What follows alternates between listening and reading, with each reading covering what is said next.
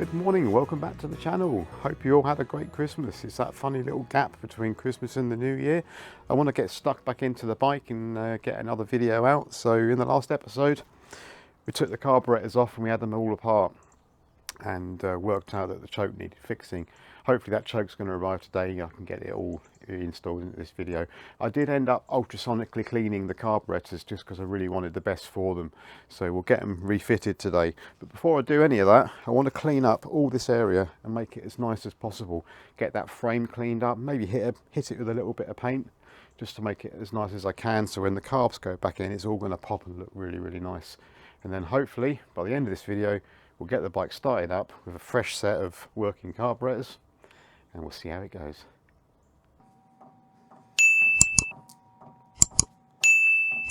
So in the previous video we came to the conclusion that the carburetors themselves weren't leaking any fuel past the floats, or the seats shall I say. Now in this video I'm going to be repairing the choke mechanism, which I discovered or found to be faulty. I did do actually a bit of a bodge repair on the broken choke, and I will show you that. I have however got the new choke mechanism on its way. It's just not with me at the moment, so later on in the video that will hopefully would have arrived and I can show you installing that. But I will show you a little trick that I thought about to get the choke fully working, and it is currently now fully working on the bike, but I'm certainly not happy to get this bike back on the road as it is. But I just want to show you what could be possible in a pinch. So I think what we'll do now is we're going to tear into this carburetors, get everything separated, get everything stripped down, put each individual set of jets and things into each individual box matching the carburetors. I don't want to split everything up.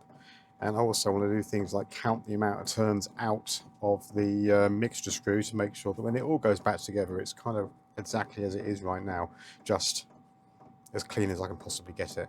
So I think what I'll do now is I'll tear into this carb, so I'll explain as I go. I have previously loosened everything, so I know everything's going to undo. So the first thing I'm going to do is take off this rail.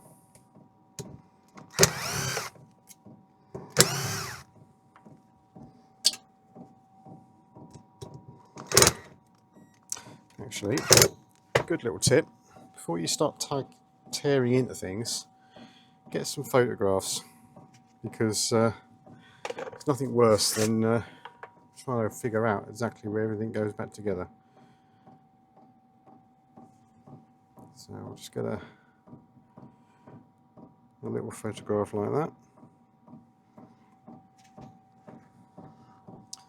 And I'll get one on this other side as well. I just want to be sure I can remember exactly how everything goes back together.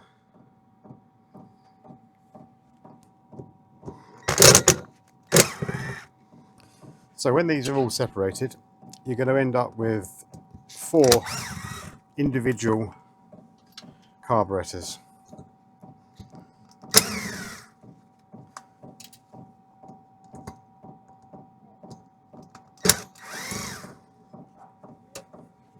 So I think what we'll do before we get too far into this is I'm just going to label them. So I'll just get a little bit of tape on each.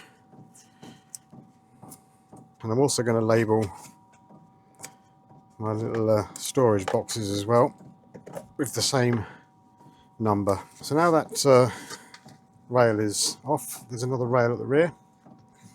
I think that's what they call them, rails. Now once this last couple of screws comes off, there's not actually that much holding the carbs together at this point. There. We've got a couple of springs, or 3 springs that go on the balancing screws. They're dampers or something like that. I'm just going to remove them because they will have a tendency to literally spring off. And then the last bit that I need to undo will be the choke rail, which is just a simple matter of using a flat blade screwdriver and then releasing each and every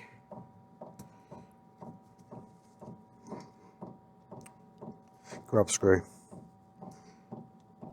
don't need to undo the last one.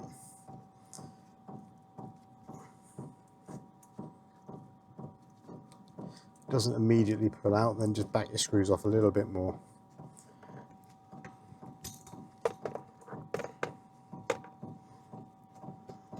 Just like so. And then just take off your little lever arms. Just these little things here.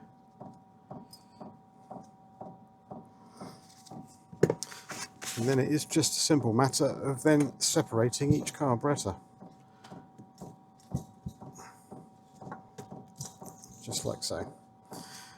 And then you will find there is a breather section here, and there's a connecting fuel rod or fuel pipe for each carburetor, and we're just going to pull those off and set them aside just to make sure they've got absolutely everything.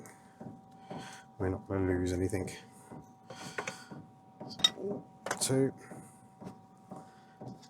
That's the fuel rod for that side. And then there's a T-piece that goes between carbs 2 and 3, which is your main fuel line. They're a little bit tight, and it's a rubberized T-piece, so there's no O-rings on it. There we go. And then we'll inspect that and clean that up later. So now we have 4 individual carburetors. Now, I mentioned earlier that I did a little repair bodge on the broken, I don't know if you can see that, but I drilled through the actual choke, tapped it, and put in an actual Allen key bolt, which, to be fair, is working really well. The idea being that when the little lever hooks on, it will then pull it. So yeah, it actually worked better than I thought it was going to. But sometimes you have to make do. If you haven't got or can't get access to a replacement part, sometimes you have to think a little bit outside the box. Excellent. So now they're all separated, we can now treat each individual carburetor as its own little job. And what I intend to do is to work on one at a time. So this being number 1 with its box, and then so on and so forth. I'm not going to show you on this particular video all of this. I'm just going to show you one, and then I will then repeat the rest of it. So what we're going to do now is set number 4 aside, and number 3,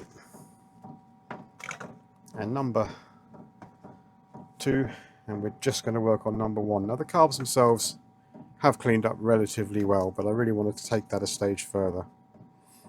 So first thing I think we'll do is we'll take off the vacuum part of the carburetor.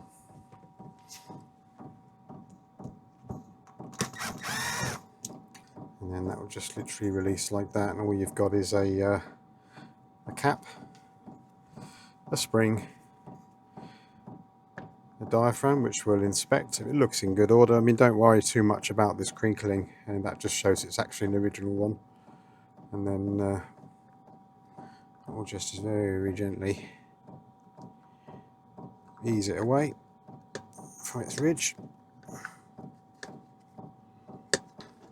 And then we use a little freezer bag. Get yourself a set of these, they're incredibly handy. And we'll have a quick look at that. Looks pretty good, to be fair. A little bit of tarnishing, but that's nothing to worry about. We'll pop that in there to keep that nice and safe.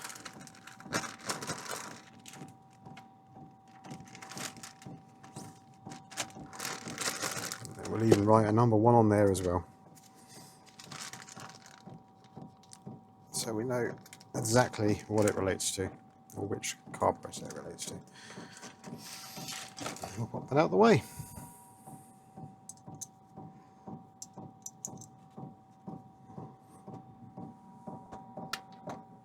In fact, what we'll do, I'll put these into the number 1. Okay, so other things I can do So we can take off this breather pipe. Got 4 of those, they're all the same length, so I'm not too worried about trying to keep that separate. Now we've got a fuel drain screw here, which I'm going to see whether that will release.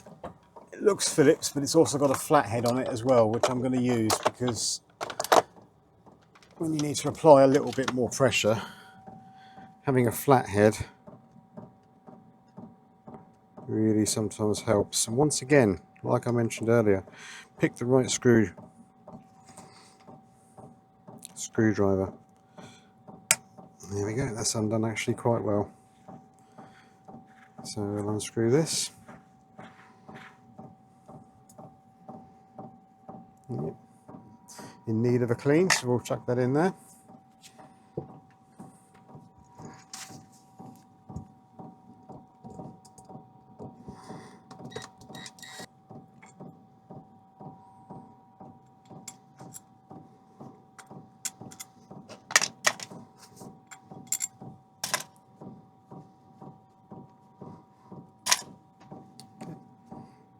See, the float bowl is pretty good. I do believe this is actually the one I've already had apart. Excellent. So next thing,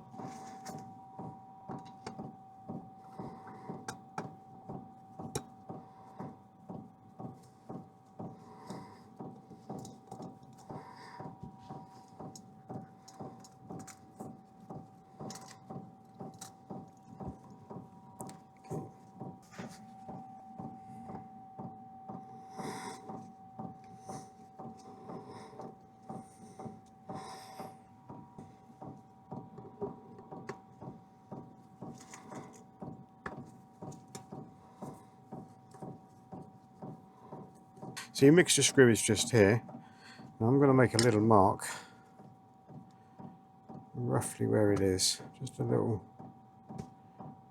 tiny mark. Count the turns in, should I say, to that point. Half, 1,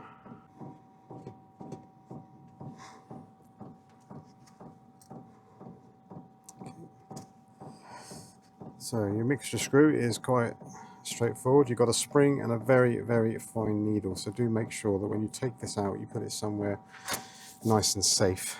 So what I'm going to do is grab myself another empty container, make sure it's clean,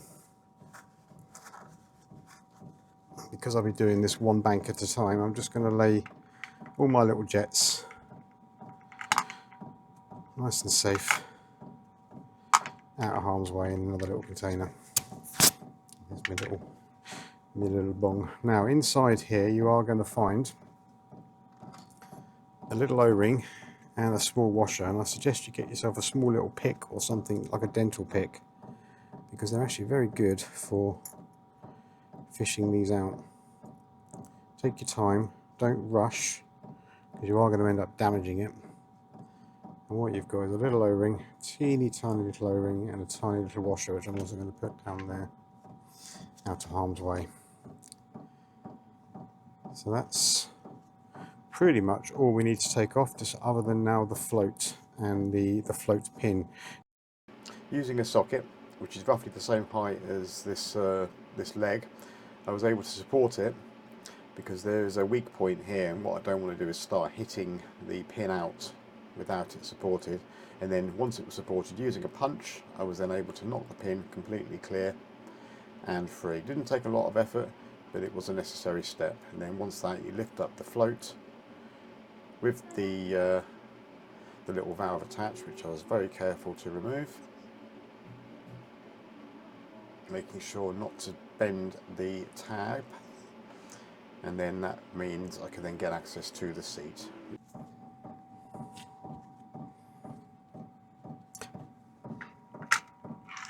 Okay, so now all these are safely out the way, I can now turn my attention to getting the float seat out just for inspection.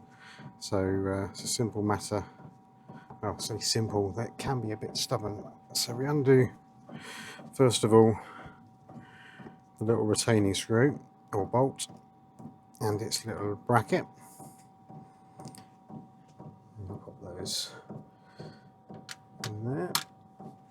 Now in this case it's really good. I've got a little bit of free play, which means it's not ridiculously tight in there.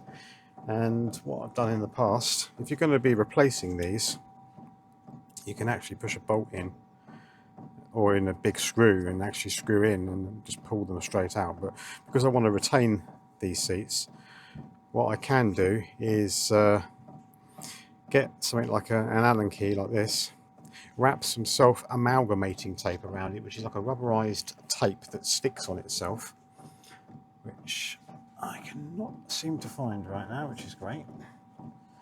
And then that will give a little bit of resistance, and I can then push it in, wiggle and pull at the same time, and it may just come out, provided I can actually find my amalgamating tape. So give me a moment to find that and I'll be back in a minute. Okay, so not being able to actually find any amalgamating tape, what I've done is I've actually attached a little bit of wiring loom tape and I've stuck it in there quite tight, and that's just enough in this case to be able to wiggle and pull out the seat. There we go, one seat. So I'm going to have a quick inspection of these. All looks pretty clean.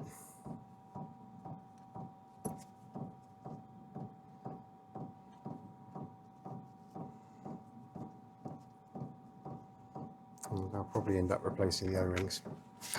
Excellent. Well, that's all stripped down now. I'm not going to take the emulsion tube out. I'm going to leave that in play because it all looks pretty clean. But now I can put this entire body, once I've taken the choke assembly off, into the ultrasonic cleaner to really get it clean.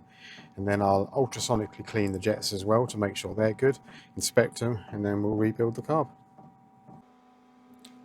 Set up the ultrasonic cleaner, and the chemical that I've used is it's a carburetor cleaner, which you mix in there 1 part cleaner to 1 part water. Now I have also put hot water in just to speed up the heating process, so this particular ultrasonic cleaner will also heat the water as well, and I want to get that as hot as I can get it, and it runs in sort of 30-minute blasts. It's quite a good ultrasonic cleaner, as I have used it for quite a few years and it's been particularly good. But it won't hurt to get these in soaking whilst the water heats up. So completely submerge. Do that as well.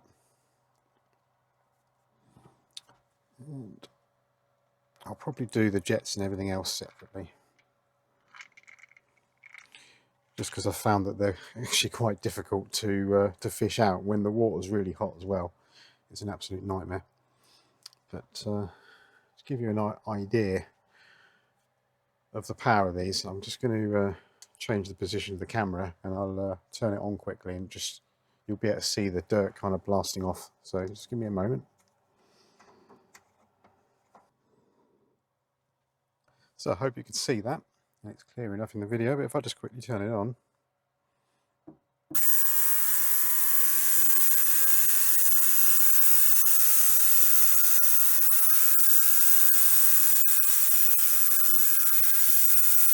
you can already see that the dirt is starting to blast away, and it's also got a degreasant in this chemical. So I'll leave this to run now. I'll get it up to temperature, let it run, and I'll show you the after result.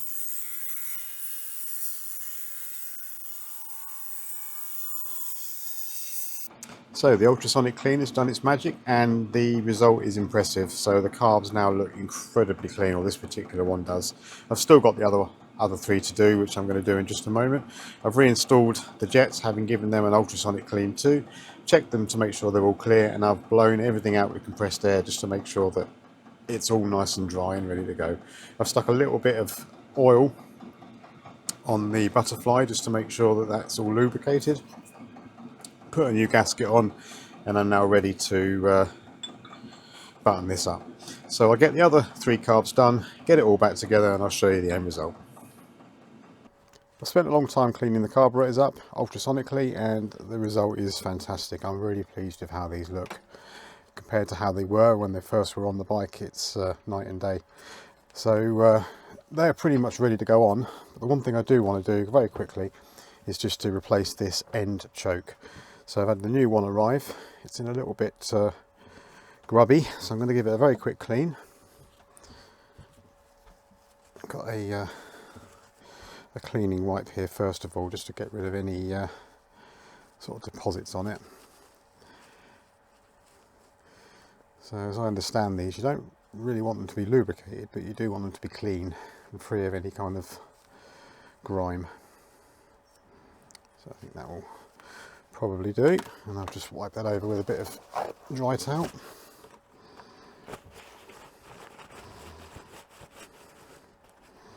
Yeah, that's easily good enough. So very quick screwdriver into the little grub screw again. And because this is now modified, I can't just easily release it, so I have to unscrew it first.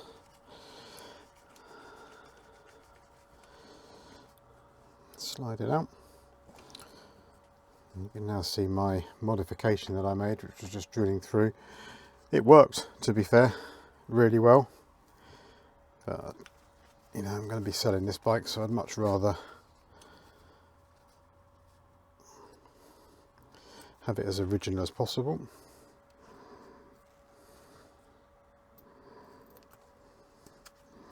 So there we go, that's the new choke assembled. Let me just slide that down. Make sure that it's, I don't know if you can see there, but it's nice and free. If you start putting oil and grease on these, then they actually bind up, is what I've realised, which is no good at all. Okay, now with that tightened, you can now see we've now got a fully complete working choke. Very happy with that. And then when the bike gets sold, I will supply my modified one as a spare. Excellent. Right, I think now what we'll do, carbs are ready to go back on the bike. Going to degrease that engine and clean up that frame. Going to be giving the bike a bit of a degrease now, and I'm going to be using auto glue machine cleaner just to spray down the top of the engine. So it's a little bit of a spray, and just with a soap brush, just going to agitate a little bit. I'm not going to go too crazy, I just want it a bit cleaner than it currently is, and then I'll just rinse it off with some water and then dry it with a pet dryer that I have, which I use for drying motorcycles and anything that needs drying really. So just a little bit of a degrease, nothing too heavy, just want it to look a little bit nicer than it does right now.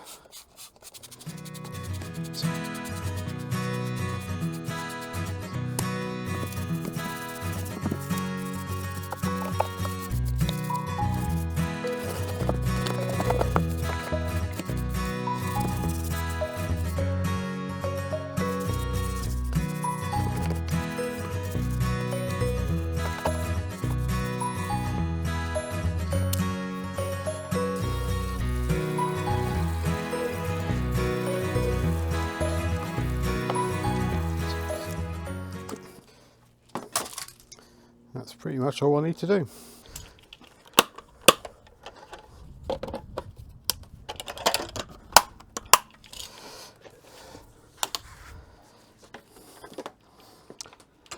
So this little chap here is my my pet dryer.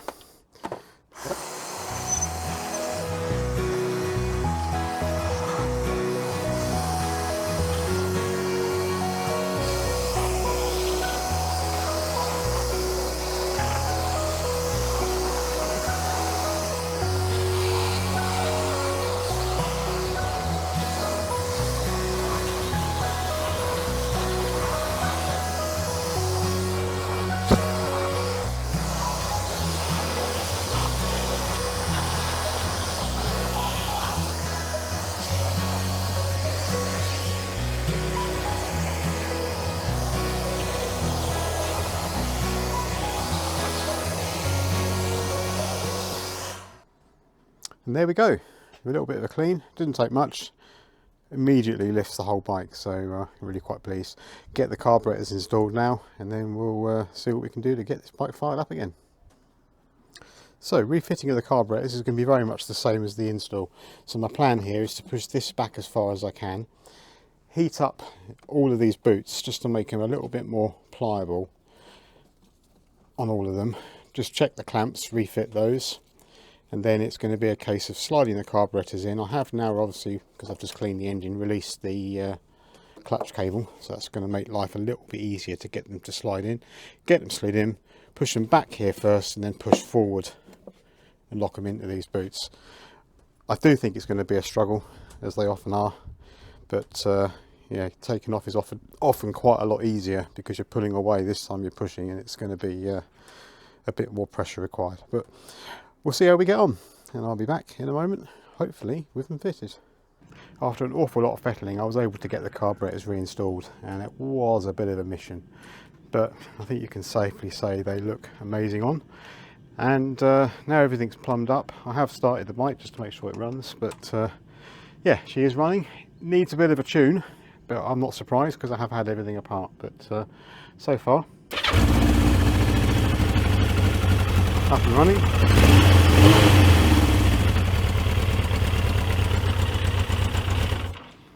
So yeah, bit of a result, really quite pleased with that. So the bike seems to be running well. Going to tune these up now, and I'm going to see if I can get hold of a colour tune kit, which will allow me to individually dial in each cylinder using the mixture screw, which is just sitting in the top here, which is really convenient. Some bikes it's really buried, the mixture screw, and you can't get to it, but on these I can really dial this in, so I'll be able to get all the mixtures done for all the cylinders. So hopefully with a colour tune, which is an amazing bit of kit, if I can find one for a motorbike, I think they do a kit, then I'll get that and I'll show that running, because what you can actually do is you can visibly see the ignition of each spark, and whether it's like an amber yellow, which means it's kind of rich condition, turning to a blue, which is kind of leaning off, and you can really dial it in and get it absolutely sweet. So that's my my plan. I'm really made up with how things are going on this bike. Carburetors are now built, and or rebuilt should I say, cleaned up and raring to go, just needing a little bit of a tune. In the next video we're going to be looking at the brakes and cleaning things up a little bit, and also hopefully introducing everybody to colour tune, which is a very old way of doing things, but a very good way of doing things. Now I've got a kit for a car, but I don't think it will work on the bike, so I'm going to try and order the bike kit, which I think will be amazing for people to see, and generally giving the bike a bit more of a clean up. And then in future videos we're going to be taking care of some painting issues and some paint and respraying this front nose cone and everything else like that. So if you want to see more videos like this, then hit that subscribe button. I really do appreciate it when people do. And if you want to get notified of these videos, then hit that little bell, and if you like this video, give it a like. Either way, really enjoy making the videos, really enjoy having you along, so I look forward to seeing you all in the next one. Thank you.